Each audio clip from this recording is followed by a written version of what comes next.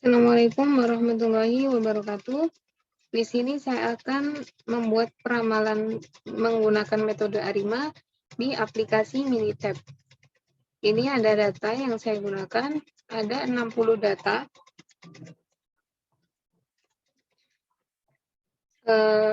Pertama-tama untuk melakukan forecast menggunakan metode ARIMA, kita harus melihat bahwa data kita apakah stasioner atau tidak, karena syarat dari peramalan ARIMA itu data kita harus stasioner baik dalam varian maupun dalam min.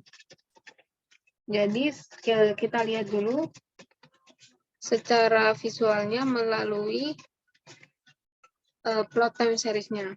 Kita pergi ke start, time series plot, kita gunakan yang simple,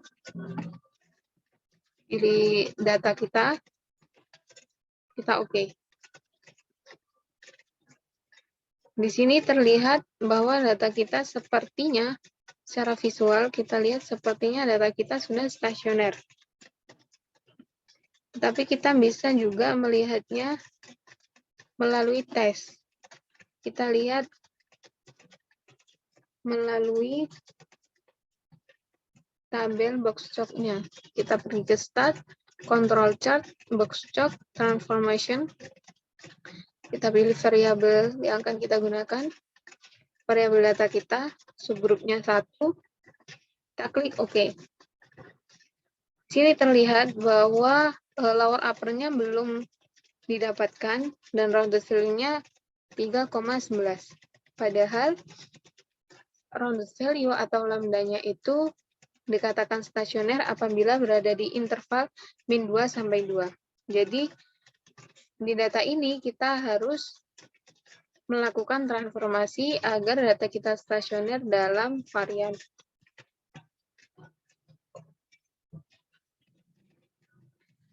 Untuk melakukan transformasi, kita pergi ke start, control chart, box chart. Kita lihat option-nya. Nah, di sini kita pakai optimal or rounded lambdanya. Pakai lambda yang optimal saja. Lalu store-nya mau kita taruh di mana data hasil transformasinya. Saya akan gunakan di kedua.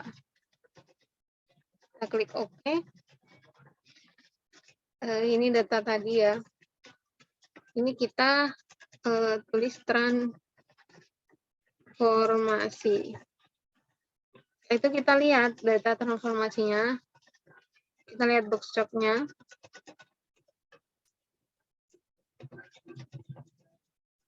Subgrupnya tetap 1. Di option-nya ini kita hapus karena kita akan melihat box chart-nya. Kita klik OK. Nah, pada data yang sudah ditransformasi terlihat bahwa lower upper-nya sudah lebih dari 1. Dan rounded value-nya berada di nilai 1.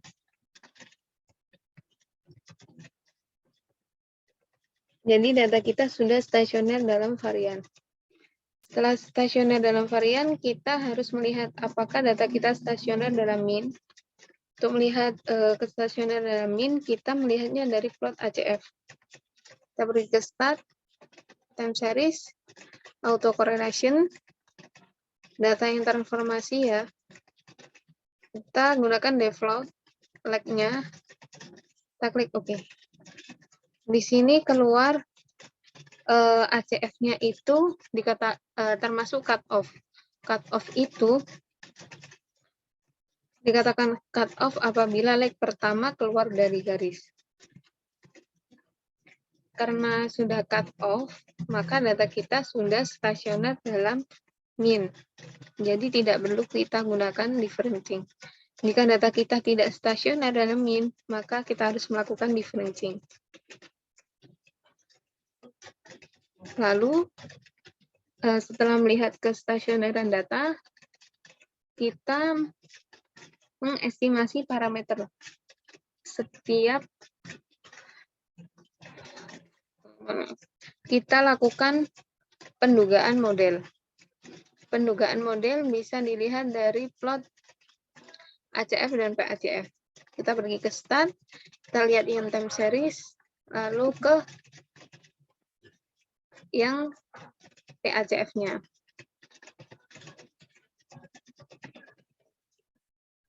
PACF-nya juga dilihat bahwa termasuk cut off.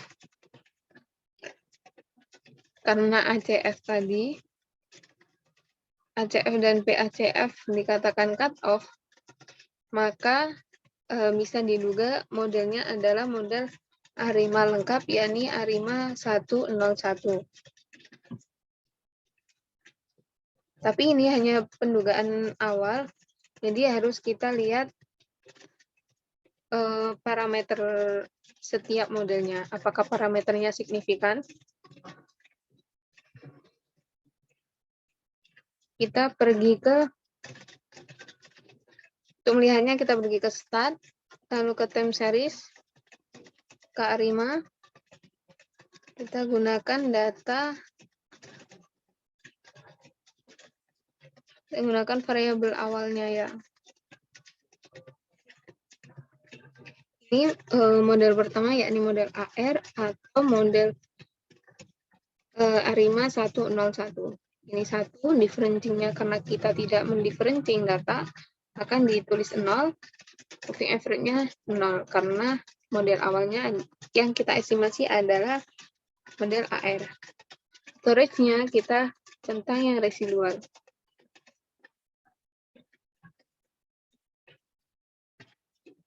Ini residual dari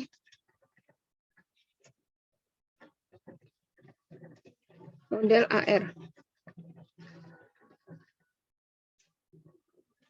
Dari tabel ini kita bisa melihat di model AR itu p-value-nya sudah lebih kecil dari alfa, maka bisa dikatakan signifikan untuk parameternya. Lalu MS-nya didapat 0,323. Di mana nanti nilai MS bisa digunakan untuk mencari model yang paling baik. Lalu untuk tabel Aljung box kita gunakan untuk melihat noise-nya. Jika p-value-nya lebih besar dari alfa, maka with noise-nya terpenuhi. Karena ini semua sudah lebih besar dari alfa, maka with noise-nya terpenuhi.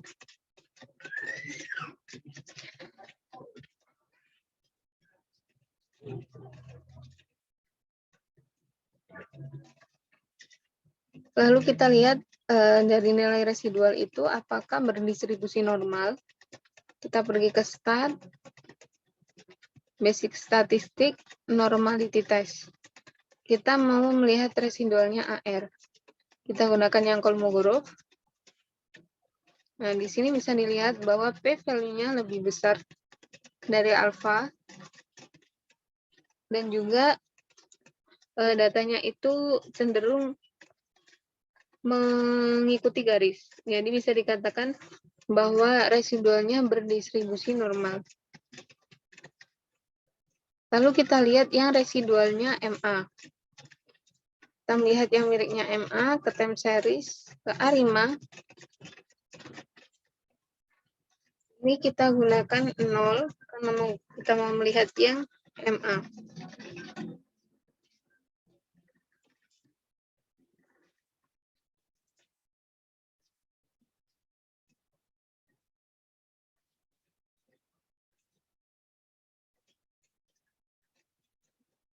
Di sini nilai MA-nya didapatkan p-value-nya. Value-nya itu lebih kecil dari alfa. Lalu untuk residualnya didapatkan 0,488 dari tabel Aljung box. Didapatkan nilai lebih besar dari alfa semuanya. Jadi parameternya signifikan dan with noise-nya terpenuhi. Kita lihat apakah berdistribusi normal.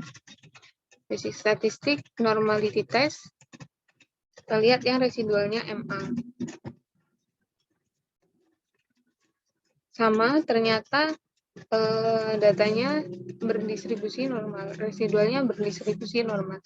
Jadi model MA bisa digunakan untuk peramalan nanti. Lalu kita lihat yang miliknya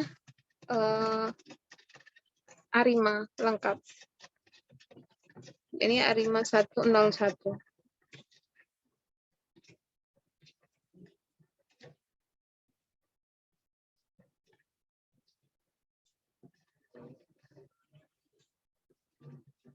Di sini kita lihat milik Arima lengkapnya. Ternyata ini ada model yang lebih besar dari alfa. Jadi untuk parameter dari model Arima itu tidak signifikan. Jadi tidak bisa kita gunakan untuk melakukan forecasting nanti. Jadi kita hanya melihat dua model ini. Kita cari yang terbaik di antara dua model ini. Tadi mendapatkan nilai MS atau nilai errornya yang dari MA itu 6,4, yang dari model AR itu 6,3. Jadi yang kita gunakan adalah model AR. Langsung saja kita lakukan forecasting. Kita ke start, time series, ke Arima. Digunakan data awal. Yang digunakan adalah model AR. Jadi ini MA-nya 0. Storage-nya, residolnya kita hilangkan centangnya. Untuk forecast, lead-nya mau kita forecast berapa periode ke depan. Saya mau 12 periode ke depan. Forecast-nya saya letakkan di C7.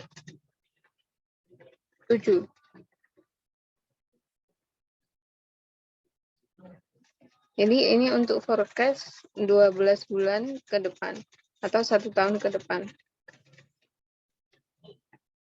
Ini untuk nilainya. Lebih jelasnya di sini ada nilai labor up-nya. Data aktualnya itu ini ya, ada semuanya data aktual. Jadi seperti ini materi Arima, peramalan Arima di aplikasi Minitab. Apabila ada pertanyaan, bisa ditanyakan di kolom komentar. Semoga bermanfaat. Akhirul kalam, wassalamualaikum warahmatullahi wabarakatuh.